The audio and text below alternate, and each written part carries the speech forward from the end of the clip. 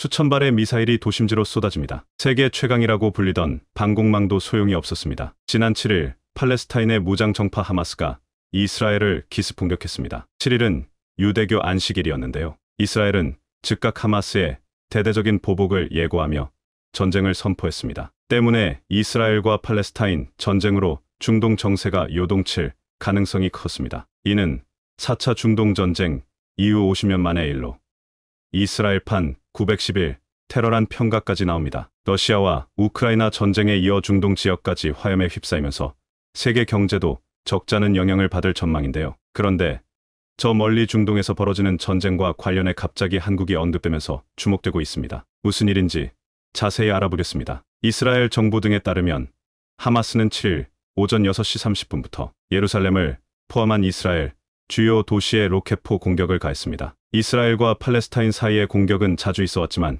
이번에는 규모가 다릅니다. 이번에는 무려 7,000발의 로켓포 공격이 이스라엘에 가해졌다고 알려졌습니다. 또 하마스는 22개 이스라엘 도시와 군 기지에 무장병력을 침투시켜 이스라엘 민간인과 군인을 납치했습니다. 로이터 통신은 하마스가 무장대원을 이스라엘에 침투시킨 것은 전례가 없는 일이라고 전했습니다. 이스라엘은 곧바로 하마스가 통치하는 팔레스타인 자치지역인 가자지구에 보복 공습을 가했습니다. 이날 양측의 무력 충돌로 확인된 사망자 수만 900명이 넘습니다. 사망자 기준으로 양측이 50일간 교전한 2014년 6월 2100명 후 가장 많은데요. 9일 기준으로 전쟁이 시작된 지 이틀 만에 사망자가 1000명이 넘어가며 그 심각성을 더욱 드러내고 있습니다. 그간 하마스 측과 무력 충돌에서 압도적 우위를 보였던 이스라엘은 큰 충격에 빠졌습니다. 사상자 규모가 더 늘어날 수 있어 이번 피해가 1948년 이스라엘 건국 후 사상 최악이 될 수 있다는 전망도 나옵니다. NYT는 이스라엘 사람들의 심리적 충격이 9월 1일 테러와 맞먹을 것이라고 전했습니다. 그런데 이번 팔레스타인의 이스라엘 기습 공격으로 외국인들의 피해가 속출하고 있습니다. 외신을 종합하면 이번 분쟁에서 아무 관련도 없는 미국인, 영국인, 프랑스, 우크라이나인 등이 숨지고 일부는 납치된 것으로 나타났습니다. 특히 하마스가 태국인 11명을 납치해 가자지구로 끌고 갔다는 보도가 나오며 이스라엘에 거주하는 한국인들의 신변도 위험이 가해질 수 있다는 우려가 나오고 있습니다. 현재 이스라엘에 나가 있는 한국인은 총 570여 명이 있는데요. 다행히도 외교부는 아직까지 접수되거나 파악된 우리 국민 피해는 없다고 밝혔습니다. 더 이상 다른 민간인들의 피해와 한국인들의 피해가 없길 바라겠습니다. 유대 안식일인 7일 일어난 양측의 무력 충돌은 하마스의 선제 공격으로 시작됐습니다. 하마스는 이날 새벽 이스라엘 남부를 겨냥해 7,000발 이상의 로켓포를 쏘며 이스라엘군을 혼란시킨 후 지상해선 대원들을 침투시켰다고 밝혔습니다. 하마스는 또 다른 팔레스타인 무장단체 이슬라믹 지하드와 함께 분리장벽 철조망을 뚫거나 패러글라이더를 타고 이스라엘에 들어간 것으로 알려졌습니다. 온라인에 게시된 동영상에는 여러 명의 하마스 전투원들이 전동 패러글라이더로 이스라엘 국경 장벽 위로 전동 패러글라이더는 좌석과 모터, 파라포일 공기가 들어있는 풍선 같은 부불로 구성되었습니다. 동시에 하마스 전투원들은 북쪽과 동쪽 국경을 넘어 이스라엘 가자 지구로 육상 진입하기도 했습니다. 일부 하마스 대원들은 소형 보트를 타고 해상으로 이스라엘에 침투했습니다. 대규모 로켓포 발사와 함께 육해공 모든 방면에서 무장대원의 기습 공격을 감행한 것입니다. 이스라엘 경찰은 자국에 침투한 대원 규모를 200터부터 300명으로 추정하고 있습니다. 네타냐후 이스라엘 총리는 하마스의 치명적 공격 때문에 우리는 전쟁에 나서기로 했다고 발표했습니다. 가자지구의 전력 공급을 중단하고 외부 물품 전달을 차단했습니다. 이스라엘의 공세가 거세지자 다른 이슬람 무장 세력도 가세하고 있습니다. 이란의 지원을 받는 이슬람 무장 세력 헤즈볼라가 이스라엘 점령지를 공격하자 이스라엘이 대응 포격을 가했습니다. 그런데 먼저 이번 공격에 이스라엘에 자랑하는 세계 최강 방어 시스템이라고 불리던 아이언돔이 왜 제대로 작동하지 않았냐는 것입니다. 아이언돔은 팔레스타인의 무장 정파인 하마스의 로켓 공격으로부터 이스라엘의 영토를 방어하기 위해 미국과 이스라엘에서 공동 개발한 적어도 방공 시스템입니다. 지난 2021년에도 하마스가 이스라엘을 향해 수천 발의 로켓을 공격했었는데 당시에 발사된 4천여 발의 로켓은 대부분 이스라엘 아이언돔에 격추됐었습니다. 그런데 이번에 하마스는 다연발 단거리 미사일 나줌을 공개하며 대량 공격, 깡통, 미끼 미사일과 반반씩 섞어 요격 미사일의 실패율을 올렸다고 알려졌습니다. 게다가 미사일 수량까지 더 올려 총 7,000발가량을 발사하며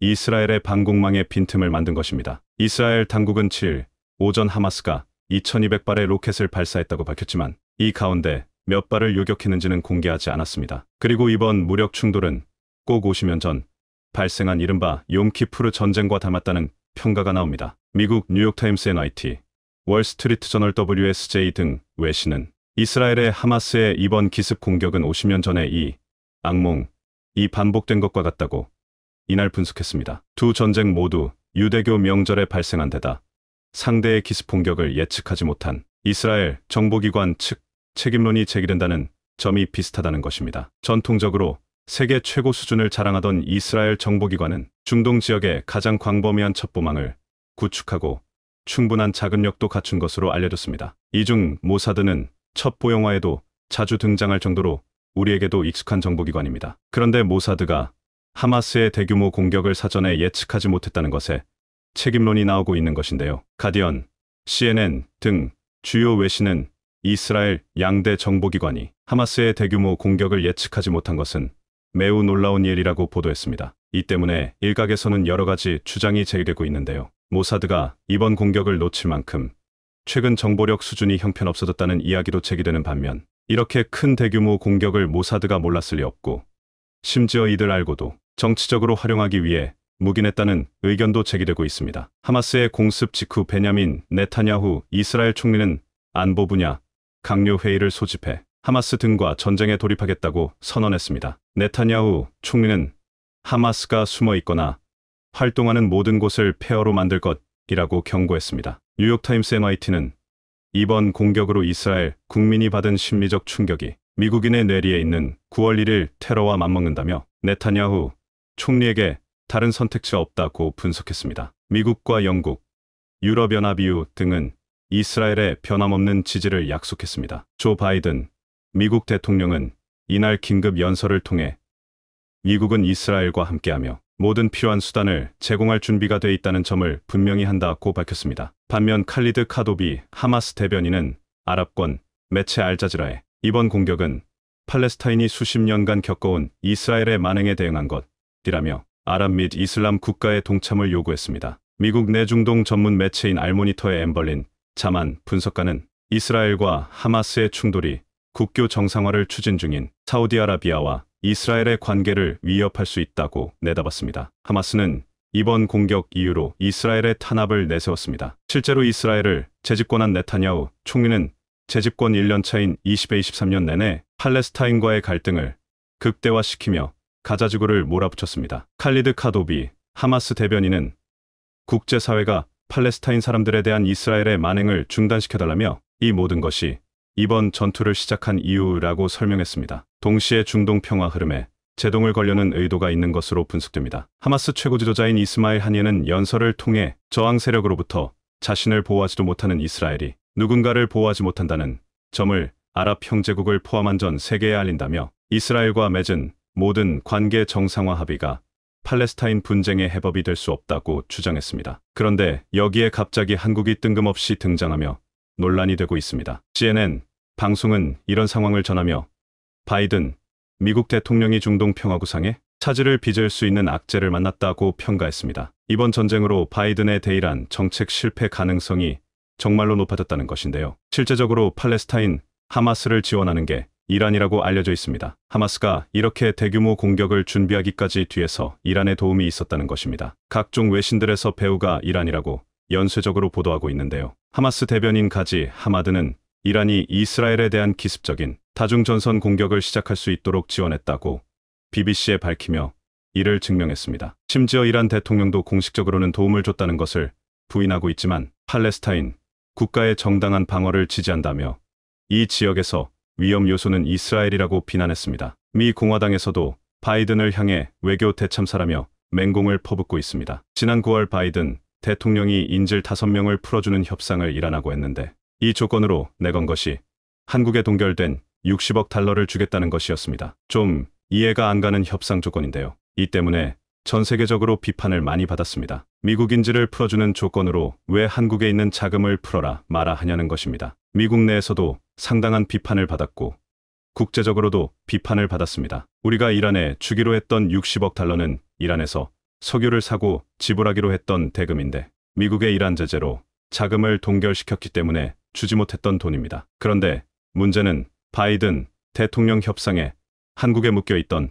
자금이 동원되면서 비판을 받았던 것입니다. 미국은 최근 이란과 수감자를 맞교환하기로 합의하면서 60억 달러에 달하는 이란의 원유 수출 대금 동결을 해제했습니다. 때문에 이번에 더 크게 비판을 받은 것은 이 돈으로 이란이 하마스의 기습 공격 자금을 실제로 지난 9월 이 자금은 한국에서 스위스 계좌를 거쳐 유로화로 환전된 뒤 카타르 은행의 이란 계좌에 송금됐습니다. 그 후에 돈의 흐름은 정확히 알 수 없는 상태이긴 합니다. 바이든은 이 내용에 대해 실제로 이란까지 자금이 가지 않았고 사용하는 용도를 제한했다는 입장을 내놓고 있습니다. 하지만 이란에서는 왜 우리 돈의 사용처를 마음대로 정하냐며 비난한 것입니다. 어쨌든 중동의 화약고로 몰리는 가자지구가 다시 화염에 휩싸였습니다. 이스라엘 정부가 전쟁을 공식화하고 다른 이슬람 무장 세력 헤즈볼라도 참전하면서 전선이 확전되는 양상입니다. 미국 중재로 추진돼 온 이스라엘과 아랍 진영의 화해 움직임인 중동 대탕트가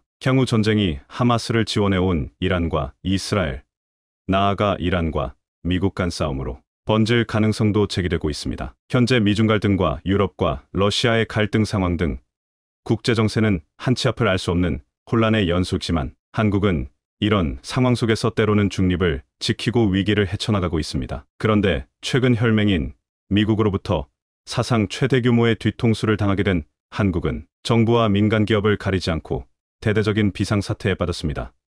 지난 5월 한미 정상회담 이후 미국의 바이든 대통령은 자국의 통 큰 투자를 결정해준 현대자동차 정의선 회장에게 정말 고맙다, 실망시키지 않겠다며 감사 인사를 전했지만 불과 3개월 만에 한국산 전기차와 자동차 기업들을 겨냥한 인플레이션 감축 법안인 일명 IRA 법안을 통과시키며 그동안 미국과 바이든 대통령을 믿었던 한국을 완전히 배신하는 행동을 보였습니다.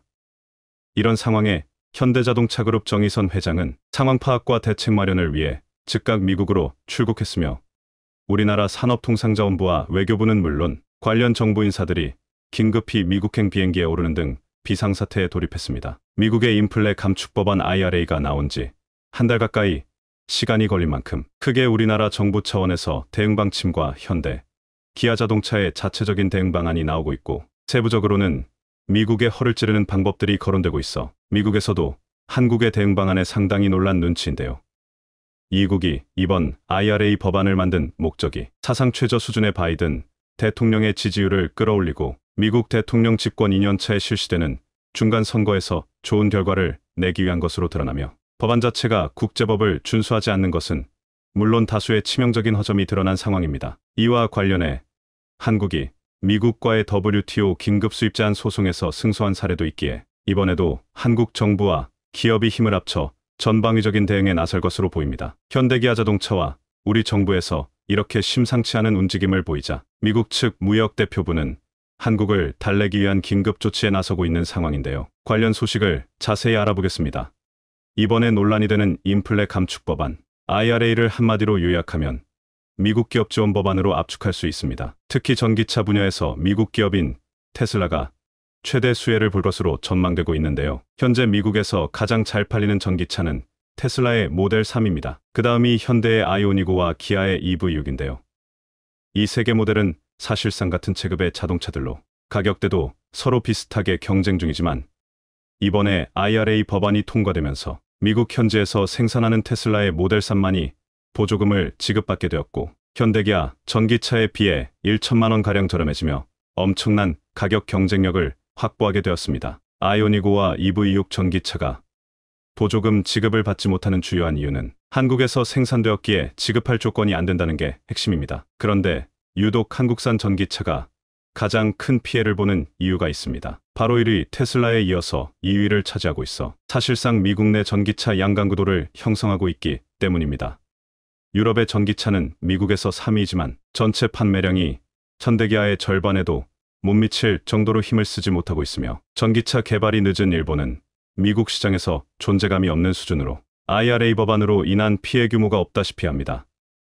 결론적으로 미국에서 생산된 자동차 이외에 다른 국가에서 생산된 모든 자동차가 불이익을 당하는 건 맞지만 점유율이 특히 높고 성장성이 빠른 한국산 자동차가 가장 큰 피해를 입게 된다는 것입니다. 미국의 이러한 조치는 국가 간의 감정을 건드리는 문제이기도 하지만 법적으로도 확실한 문제가 있습니다. 한국은 미국과 FTA, 자유무역 협정을 맺었으며 자동차 분야는 서로 완전히 개방했기에 상대국 자동차에 불이익이 갈 만한 조치는 전부 자유무역 협정 위반이며 이는 WTO 세계무역기구에 제소할 수 있는 중대한 사안입니다. 실제로 지금은 전기차 분야가 문제되고 있지만 얼마 전엔 한국산 가전제품이 미국산 가전을 초토화시켜 미국에선 한국산 세탁기에 지금과 비슷한 불이익을 주었고 4년 전 한국은 세탁기와 관련해 세계무역기구 WTO에 제소를 하게 됩니다.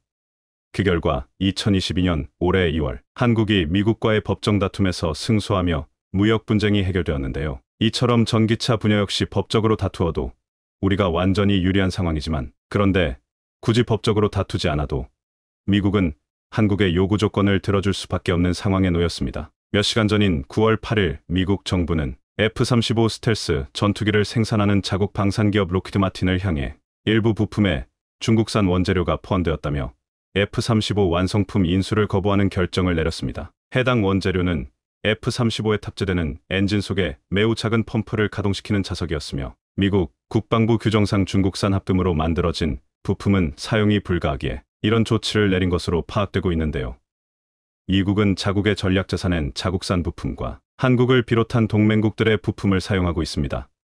100% 완전 국산화는 아니더라도 적성국의 부품은 하나도 들일 수 없다는 원칙을 고수하고 있습니다. 그런데 미국산 전투기를 포함한 전략자산에 한국산 반도체가 탑재되었다는 사실은 매우 유명합니다. 관련 사안은 군사적으로 보호되는 내용이기에 정확하게 어떤 부품이 어디에 얼마나 사용되는지는 기밀로 취급되지만 미국의 동맹국인 한국으로부터 공급받은 반도체 칩이 미국 전략자산의 기동에 중요한 역할을 하고 있으며 이 밖에도 영국, 이스라엘 등 다른 동맹국에서도 중요한 부품이 공급되고 있습니다.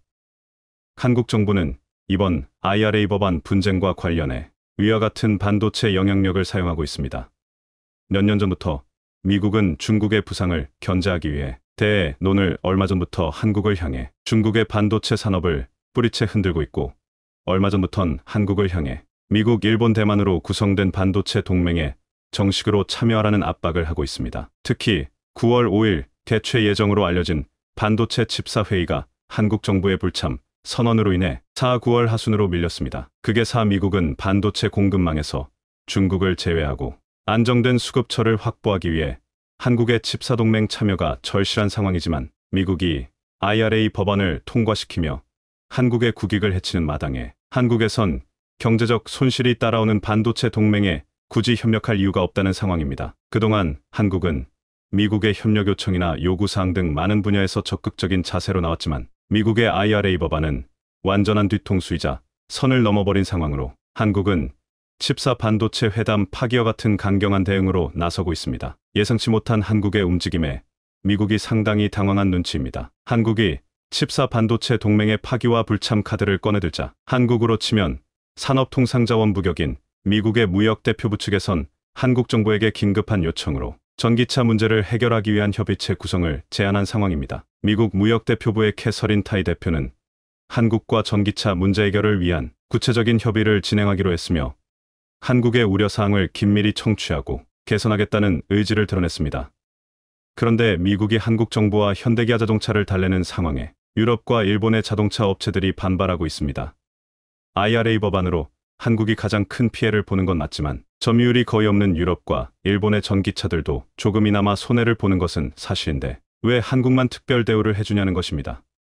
미국이 한국의 불만을 들어줄 태도로 나오자 유럽연합 통상집행위원회에서도 미국의 전기차 보조금 문제는 WTO 협정에 부합하지 않는다는 성명을 냈고 일본의 경제산업성에서도 비슷한 의견을 냈습니다. 전문가들이 보는 미국의 이번 IRA 법안은 매우 황당하며 비합리적인 것은 물론 WTO 규정에도 맞지 않고 특히 FTA 당사국과도 법적인 문제 소지가 있는 부실하게 급조된 법안이라고 한국이 지난번처럼 세계무역기구 WTO에 소송을 제기하면 세탁기 소송에 이어서 한국의 두 번째 승리가 뻔히 예상되지만 미국이 IRA 법안을 강행한 이유는 바이든 대통령의 저조한 지지율에 있습니다. IRA 법안의 핵심 논리는 미국 기업에 혜택을 주는 미국 우선주의가 기본으로 깔려 있고 역대 최저 지지율을 기록한 바이든 대통령은 중간선거를 앞두고 승리를 해야 2년 뒤 대통령 재선을 노릴 수 있기 때문에 이번 IRA 법안은 한국 등 동맹국과 잠시 마찰이 생겨도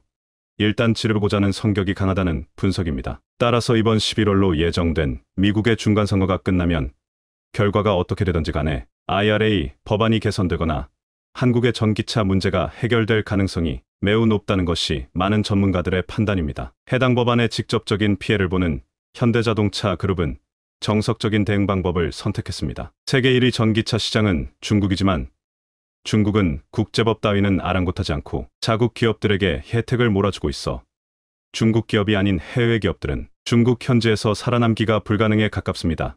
반면 세계 2위 전기차 시장인 미국은 현대기아 자동차가 압도적인 2위를 차지하고 있고 성장 속도가 매우 빨라 다른 어설픈 전기차 제조업체들을 제치고 테슬라의 유일한 대항마로 떠오르고 있습니다. 그렇기에 미국 시장이 마음에 들지 않는다고 베트남처럼 철수하기란 불가능하며 현대기아가 현실적으로 할 수 있는 것들은 중간선거 이후 IRA 법안이 수정되길 기다리거나 WTO의 무역 분쟁 재판을 통해 법적인 판단을 받는 것입니다. 하지만 그런 결과가 나오기까지 시간이 꽤 걸리기에 발등에 불똥이 떨어진 현대기아 입장에선 정면 돌파를 선택할 수밖에 없는데요. 바로 IRA의 본질적인 요구사항인 미국에서 전기차를 제조하는 것에 착수할 예정입니다. 5월 한미 정상회담에서 현대차는 미국 내 전기차 관련 투자를 약속했지만 그 기간은 2025년, 즉 3년 뒤였습니다. 하지만 이번 일로 현대차는 미국 내 전기차 공장을 최대한 빠르게 앞당기려는 계획에 착수했으며 게다가 현대차 소식통에 따르면 올해 안으로 미국 내 기존 차량 공장에서 전기차를 생산하는 방안도 검토 중이라는 소식입니다.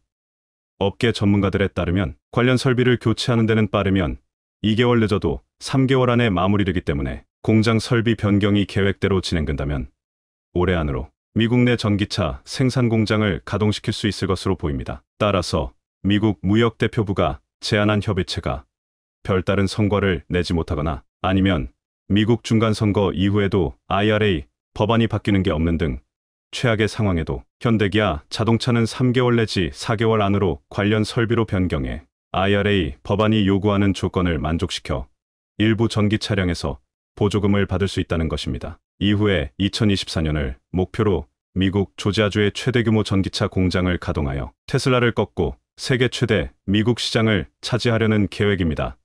최근 미국 바이든 대통령이 동맹국인 한국과의 의리를 저버리는 법안을 통과시킨 상황에 한국이 참지 않고 적극적으로 대응하고 있습니다. 여러분은 대한민국, 불산하면 무엇이 떠오르시나요? 자동차 산업의 메카로 물리는 민금. 세계에서 가장 큰 단일 자동차 공장이 불산에 있고 세계 최고급으로 접히는 자수정도 있고 돌미역, 미나리 등등이 떠오릅니다. 그런데 아마 또 많은 분들은 물산하면 고래를 떠올리는 분들도 많을 것으로 생각되는데요. 국내에서는 유일하게 고래를 주인공으로 한 장생포 고래문화마을이 있어 매년 고래 축제를 개최할 만큼 적어도 고래에 있어서만큼은 울산이 가장 잘 알려져 있습니다. 그렇다면 울산에서 고래가 유명한 이유가 무엇일까요? 왜냐면 한국에서 가장 큰 포경업 중심지가 위 장생포였기 때문입니다. 1986년 한국에서 상업, 포경고래잡이를 금지되기 전까지 울산의 포경산업은 대단했습니다. 1970년대 말 포경산업이 전성기를 맞이하던 시기 장생포에는 20여 척의 포경선과 1만여 명이 상주하는 거대한 마을이었고 1970터부터 1980년대 연평균 900마리를 잡아댔습니다. 그러나 국제포경위원회 WC가 고래자원 보호를 위해 상업 포경을 금지하는 의안이 가결되면서 한국 역시 이 운동에 동참해 상업 포경을 전면 금지시켰죠. 그래서 지금도 사고로 잡히는 고래는 있을지 몰라도 돈벌이를 위해 고래를 잡는 경우는 없습니다. 어쨌든 울산이 포경산업으로 유명했던 것은 한반도에서 고래를 만나볼 수 있는 대표적인 곳이라는 의미입니다. 그런데 울산이 고래로 유명한 것은 비단 현대시대의 일은 아닙니다. 이미 7,000년 전 한반도에 살던 우리 조상들이 세계 최초의 고래잡이 기록을 울산에 남겨뒀으니까요. 오늘은 울산으로 떠나보겠습니다. 모든 일의 시작은 울산 지역의 원효대사에서 시작됐습니다. 1970년 12월 24일 이제갓 30이 된 미술사학자 문명대연 동국대 명예교수는 울산 지역의 원효대사에 자취가 서렸다는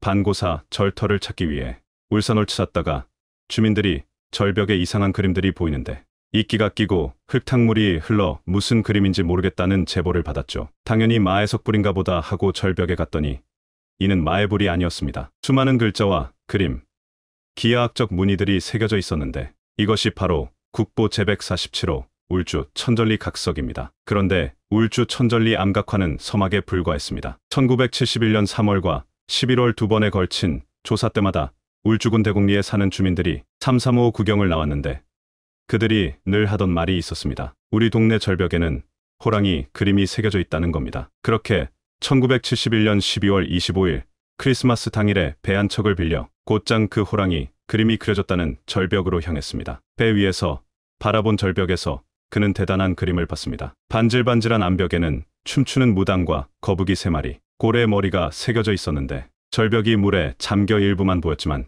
그는 직감했습니다. 이건 대단한 유적이다라고 말이죠. 아마 많은 분들이 눈치채셨겠지만 국보 제285호 울주 대곡리 반구대 암각화 이야기입니다. 그런데 혹시 이 반구대 암각화를 두고 유네스코가 세계유산으로 등재하려고 해도 하지 못하고 있다는 사실을 알고 계시나요? 이와 관련해서는 아래에서 조금 더 설명드리도록 하겠습니다. 어쨌든 등재되지 않았지만 세계유산 잡지 잠정 후보 목록에 올라있는 이유는 대단한 역사를 그 안에 품고 있기 때문입니다. 문명대 명예교수가 배를 빌려 타고 갔어야 했던 이유도, 그리고 그 이후로 3년 동안 제대로 된 조사를 펼칠 수 없었던 것은 댐 때문입니다. 1965년 건설된 사연댐 때문에 대곡천에 자리한 반구대는 1년 중 5개월 동안 물에 잠기기 때문에 제대로 된 조사를 하려면 물이 빠진 후에야 가능했습니다. 그렇게 1974년 가뭄이 들어 물이 빠진 후에야 제대로 된 실측 조사가 진행되는데요. 표면에 점토를 일일이 붙이며 조사한 결과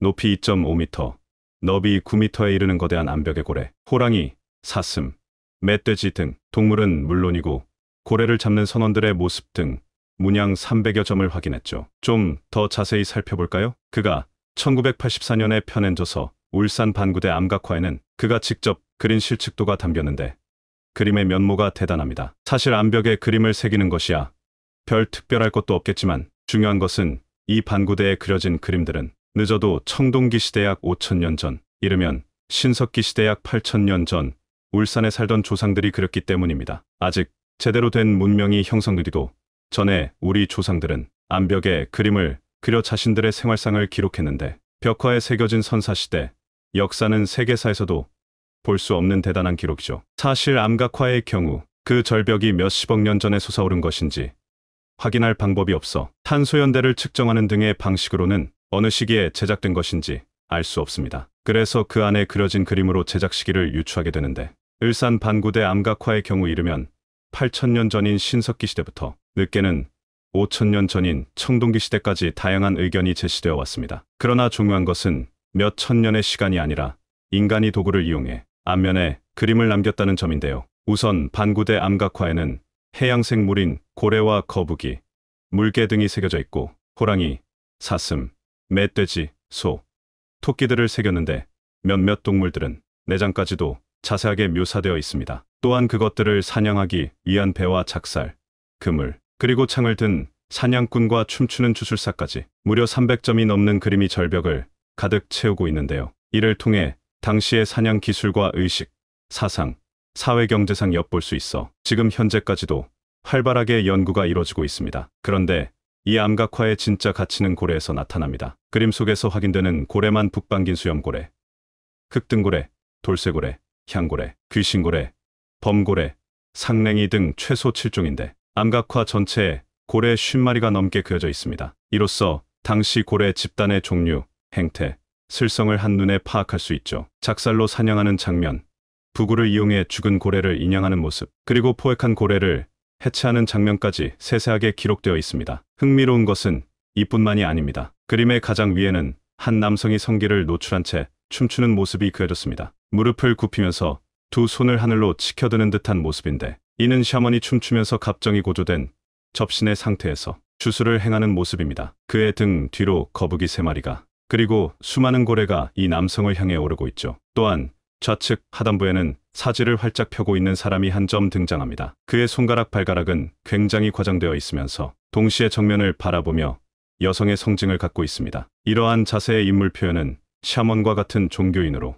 그녀는 고래의 영혼을 달래 영계로 보내고자 하는 목적의 뜻을 진행하고 있습니다. 즉, 고래의 영혼 여행을 돕고 있는 것이죠. 이러한 가치를 인정받은 반구대 암각화는 지난 1995년 6월 국보 제285호로 지정됐습니다. 문명대 교수는 여러 서기에 걸친 한 곳에 집중적으로 겹쳐 그려진 암각화는 세계적으로 예를 찾기 어렵다며 세계미술사에도 구석기 시대에는 라스코 동굴 벽화, 신석기 시대에는 한국의 울산 반구대 암각화가 있다고 쓰일 정도로 손꼽히는 유적이라는 의견을 밝히기도 했죠. 반구대 암각화가 다른 나라 관련 학계에 알려지기 전까지 인간이 바다에서 처음으로 고래를 사냥한 시기는 대략 10터부터 11세기로 추정되고 있었습니다. 반구대 암각화는 이보다 수천 년이나 앞선 그림으로 인류 최초의 포경유적일 뿐만 아니라 수천 년 전의 해양, 어로 문화를 이해하는데 매우 중요한 유적으로 평가되고 있죠. 우리 땅에 살았던 조상들이 다른 이들에 비해 훨씬 빨리 고래 사냥을 생업으로 삼고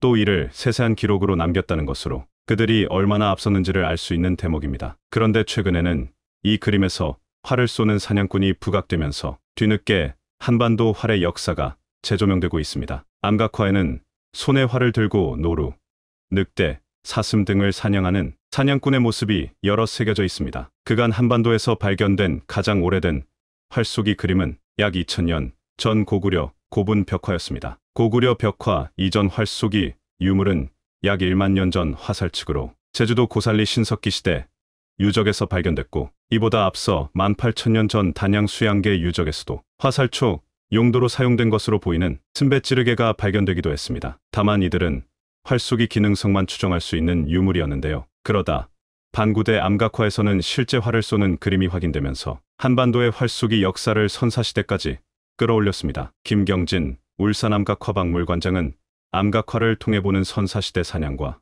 도구의 사용이란 논문을 통해 활은 구석기 시대 후기부터 나타나는 사냥용 도구라며 활의 발달은 울참한 숲과 관련된 환경적 제약에 적용한 결과라고 말했습니다. 즉, 한반도의 울참하게 숲이 우거진 환경에 적용하기 위해 사용하기 시작한 것이 활이라는 것이죠. 암각화에서 보여지는 활은 세상에서 가장 짧지만 가장 큰 탄력을 내는 오늘날 볼 수 있는 각군과 비슷한 형태인데 이를 통해 아주 오래전부터 우리 조상들의 활쏘기 기술이 그런데 이렇게 놀라운 기록물을 유네스코가 세계유산으로 등재하고 싶어도 하지 못하는 것이 현실입니다. 초반에 말씀드렸듯 반구대 암각화가 자리한 대곡천은 1965년 지어진 사연대만에 자리하고 있습니다. 그래서 1년 중 3단기간 항상 물에 잠겨 있고 이에 따라 60년 가까이 침수와 노출이 반복되면서 훼손됐습니다. 실제로 2011년 훼손 실태 조사 결과 고래, 문양 주변을 포함 56군데에 돌 부스러기가 떨어져 나간 점이 확인됐고 12년이 지난 지금은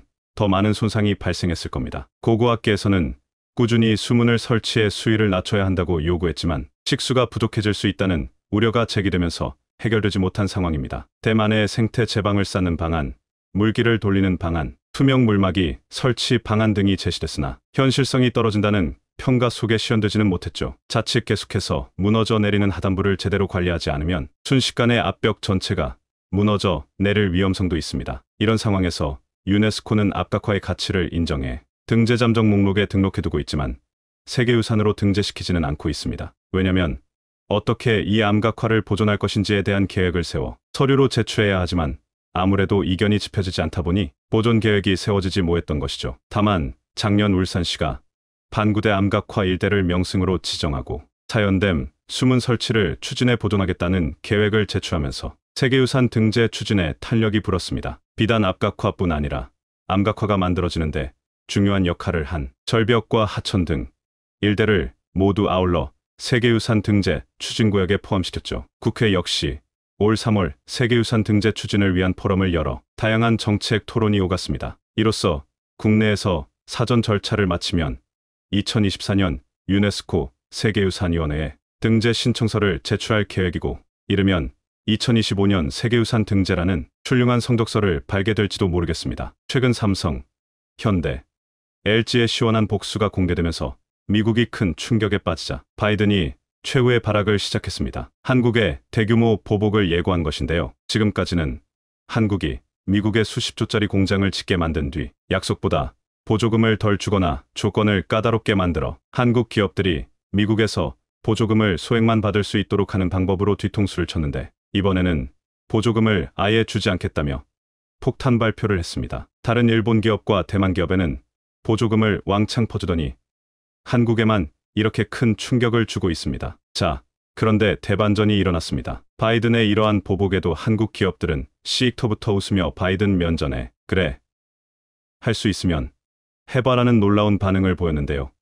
그 이유는 너무나도 놀라웠습니다. 한국이 숨겨둔 너무나도 강력한 한방은 무엇이었는지 바이든의 대규모 보조금 지원 약속을 다시 한번 믿고 현대차와 LG에너지솔루션이 합작법인을 만들어 미국에 엄청난 투자를 발표했습니다. 현대차그룹과 LG에너지솔루션 37만 3,222, 5조 7천억 원을 투자해 2025년 가동을 목표로 미국 현재 연간 약 30만 대 물량의 전기차 배터리셀 생산 공장을 짓기로 했습니다. 생산 규모는 약 30기가와트 CGW로 고성능 순수 전기차 약 30만 대를 생산할 수 있는 엄청난 양인데요. 현대차그룹과 LG에너지솔루션이 투자 총액의 절반을 50%씩 출자하고 나머지 절반은 합작법인의 차입으로 마련하기로 했습니다. 이로써 LG는 북미의 가장 많은 배터리 생산 공장을 갖게 되었습니다. LG에너지솔루션의 이 8개 공장과 123차 현지 협력업체들까지 모두 고려하면 LG엔솔이 미국에서 창출한 고액 연봉 일자리만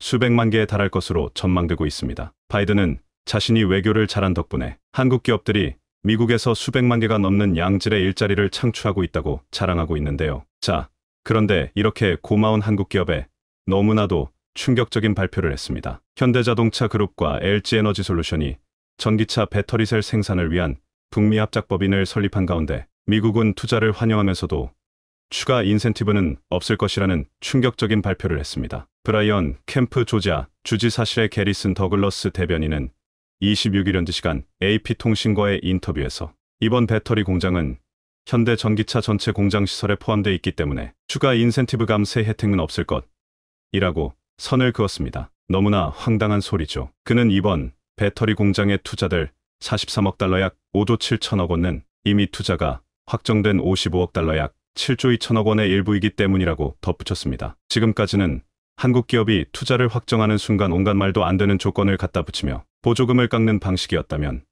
이번에는 아예 하나도 주지 않겠다는 것입니다. 이 지역 출신인 존 오소프 연방 상원의원 민주도 이날 오전 온라인 기자회견 및 AP 인터뷰에서 현대자동차가 미국제 배터리로 미국 내에서 전기차를 생산할 때까지는 인플레이션 감축법 IRA의 세액 공제를 기다려야 한다고 밝혔습니다. 그는 현대차가 조지아주에서 전기자동차를 생산해야 이들 자동차는 IRA의 세액 공제 혜택 대상이 될 것이라고 덧붙였습니다. 조용히 기다리라는 것입니다. 너무 화가 나는 무례한 발언인데요. 자, 그런데 바이든의 충격적인 보복은 이제 시작이었습니다. 이것보다 더 충격적인 발표까지 최근 공개했는데요. 바이든의 오른팔로 불리는 러몬도 상무부 장관은 자국 반도체 업체 마이크론에 대한 중국의 제재에 대해 단호히 반대, 용납 불가 등의 표현을 쓰면서 강도 높게 비판하면서 한국도 무조건 미국의 제재에 동참하라는 식의 충격적인 폭탄 발표를 했습니다. 며칠 전까지만 해도 마이크론의 공백을 채우지 말아달라는 정도의 부탁을 해왔는데 이제는 중국과 교역을 완전히 끊어버리라는 것입니다. 한국은 미국과 달리 중국에 대한 의존도가 50%에 달합니다. 특히 반도체의 경우 중국에 대한 의존도가 매우 높은데요. 한국의 이러한 지정학적 상황을 완전히 무시해버린 채 한국 경제가 박살이 나든 말든 중국과 교역을 끊어버리라는 충격적인 발표를 한 것입니다. 바이든은 중국의 마이크론 제재에 대해서 이것은 사실에 근거하지 않고 미국 기업 한 곳을 겨냥한 것이라면서 미국은 단호히 반대한다 라고 밝혔다고 블룸버그 통신 등이 보도했습니다. 그러면서 일관되게 밝힌 대로 우리는 이번 도전과 중국의 비시장적 관행과 관련된 모든 도전을 해결하기 위해 파트너 국가들과 긴밀하게 협력하고 있다고 말했습니다. 한국이 중국에서 마이크론의 빈자리를 채우지 않는 것은 물론 중국에 대한 반도체 수출을 완전히 끊어버릴 수도 있다는 것입니다. 그는 반도체 지원법상 투자는 미국 내 반도체 생산을 강화하기 위한 것이라면서 우리는 IPF 국가들의 투자 참여를 환영한다. 우리는 일본, 한국, 싱가포르 등의 기업들이 반도체 지원법상 지원에 참여할 것으로 예상한다고 말했습니다. 중국과 교역을 끊어버리는 순간 한국의 경제 절반이 날아갑니다. 역사상 가장 충격적인 대공황을 겪는 것이 확정적인데도 미국은 한국이 중국과 교역을 완전히 끊어버리는 미국의 강력한 제재에 동참하도록 강요하고 있습니다. 한국이 중국에 팔지 못하게 될 엄청난 규모의 반도체 및 다른 제품들을 미국이 대신 사주는 것도 아니면서 미국은 한국에 무리한 요구를 강요하고 있는데요. 한국을 도와주기는커녕 한국 기업의 투자 확정 소식이 발표되자마자 보조금을 아예 안 주겠다는 폭탄 발표를 하고 있는 미국을 절대 믿을 수 없는 상황입니다. 자, 그런데 한국이 대반전을 만들었습니다. 바이든 면전에 대놓고 폭탄 발표를 했습니다. 삼성전자와 SK하이닉스가 중국의 제재를 받은 미국 반도체 업체 마이크론의 시장 공백을 메우려 해도 한국 정부는 나서서 막지 않겠다는 입장을 시사했다고 파이낸셜 타임스가 보도했습니다. 파이낸셜 타임스는 한국은 자국 반도체 업체들이 중국의 마이크론 제재 이후 틈을 채울 수 있다는 신호를 보내고 있다는 제목의 기사에서 이같이 전했습니다. 장영진 산업통상자원부 1차관은 어제 출입기자 간담회에서 마이크론 제재에 따른 정부 대응과 관련해 정부가 이래라 저래라 할 수 있는 사항은 아니고 기업이 판단할 문제라며 기본적으로 삼성전자나 SK하이닉스는 글로벌 사업을 하니 양쪽을 감안해서 잘 판단하지 않을까 생각한다고 밝힌 바 있습니다. 이뿐만이 아닙니다. 미국의 대중 반도체 압박에 대해 중국이 마이크론 제재로 맞대응하며 미중 반도체 전쟁이 새 국면에 접어든 가운데 중국이 한국에 파격적인 제안을 해왔습니다. 사실상 중국이 반도체 문제에 대해 한국에 먼저 손을 내민 것인데요. 중국 상무부는 지난 26일 현지 시간 안덕근 산업통상자원부 통상교섭본부장과 왕원타오 중국 상무부장이 미국 디트로이트에서 열린 APC 무역장관 회의에서 만나 회담한 뒤 양국의 반도체 협력을 특히 부각한 보도문을 27일 발표했습니다. 상무부는 양측이 산업망과 공급망 안정 수호 등에 대해 논의했다고 전하면서 반도체 분야를 특정해 양측은 반도체 산업망과 공급망 영역에서의 대화와 협력을 강화하는 데 동의했다고 주장했습니다. 반도체뿐만이 아닙니다. 중국은 이날 2차 전지의 핵심 소재인 리튬을 한국에 몰아주겠다는 파격적인 발표를 한 것으로 전해졌습니다. 중국산 배터리는 한국산보다 훨씬 성능이 떨어져 전혀 위협이 되고 있지 않지만 2차 전지를 만드는데 가장 중요한 소재인 리튬은 중국이 싹쓸이해버렸습니다. 중국이 개발도상국 광산들을 잇따라 사들이면서 세계 리튬 매장량의 3분의 1을 손에 넣을 수 있다는 전망이 나왔습니다. 25일 월스트리트 저널 WSJ는 중국이 정치적으로 불안정한 국가들 위주로 수십억 달러를 써가며 리튬 광산을 매입하고 있다고 보도했습니다. 지금 같은 추세라면 중국은 2025년까지 세계 리튬 광산 생산 능력의 3분의 1을 확보할 수 있다고 WSJ는 내다봤습니다. 리튬은 전기 자동차와 스마트폰에 전원을 공급하는 리튬이온 배터리 소재입니다. 컨설팅 회사 벤치마크 미네랄 인텔리전스에 따르면 2030년 말까지 세계적으로 약 30만 톤 수요 부족에 직면할 것으로 관측했습니다. 중국은 미국 등 서방과 긴장으로 공급망 위협을 느낀 나머지 세계 각지 리튬 광산 매입에 나섰습니다. 실제 세계 최대의 리튬 광산을 보유한 캐나다와 호주는 최근 국가 안보 문제를 이유로 중국의 신규 투자를 차단했습니다. 컨설팅 회사 리스타드 에너지와 벤치마크 데이터를 보면 지난 2년간 중국 기업들은 남미와 아프리카에서 약 20개의 리튬 광산 지분을 취득하는데 45억 달러를 썼습니다. 투자 대상국은 테러로 인한 안보 위협에 직면한 말리, 나이지리아는 물론 자원 통제를 강화하는 짐바브웨, 멕시코, 칠레도 포함됐습니다. 중국이 투자비를 날릴 수 있는 위험을 감수하면서까지 무리수를 두자 시진핑 주석까지 나서서 우려를 표하는 지경입니다. 시 주석은 3월 양회 전국인민대표대회 전국인민정치협상회의에서 광산에 투자하기 전에 현지 사정부터 잘 알아보라고 했을 정도입니다. 시 주석은 중국 최대 배터리 제조사 CATL의 로빈정 회장에게 대놓고 자신을 천하무적이라고 생각하고 돌격하는 행동을 삼가라고 말했습니다. 하지만 이렇게 무리한 투자를 하면서까지 리튬 광산을 싹쓸이한 중국과 적이 되면 리튬이 없어서 배터리를 만들 수 없게 됩니다. 미국은 너무나도 두려워하고 있습니다. 한국과 중국이 손을 잡고 글로벌 배터리 공급망을 완전히 장악해버리면 미국은 한국에도 중국에도 찍소리 못하게 되어버리기 때문입니다. 이제는 여러분들도 잘 아시다시피 이 2차 전지 배터리는 단순히 전기차에만 들어갈 것이 아니라 ESS라는 에너지 저장 장치를 통해 공장과 심지어 우리 가정에서도 이 2차 전지를 통해 전기를 공급받는 미래가 오기 때문입니다. 우리 일상생활에 전기가 필요한 모든 곳에서 쓰인다는 소리죠. 2025년이면 메모리 반도체 시장 규모를 따라잡고 2030년이면 메모리 반도체 시장의 5배에 육박할 것이라는 2차 전지 시장. 심지어 리튬 배터리의 핵심 소재인 양극재, 음극재 시장 규모도 2030년이면 메모리 반도체 시장의 2배에 달할 것이라는 전망이 쏟아져 나오면서 글로벌 시장 게임 체인저로 각광받고 있는데요. 지구 역사상 가장 큰 규모의 이 2차 전지 시장을 한국과 중국이 손을 잡으면서 완전히 싹쓸이하게 되는 대반전의 그림이 만들어졌습니다.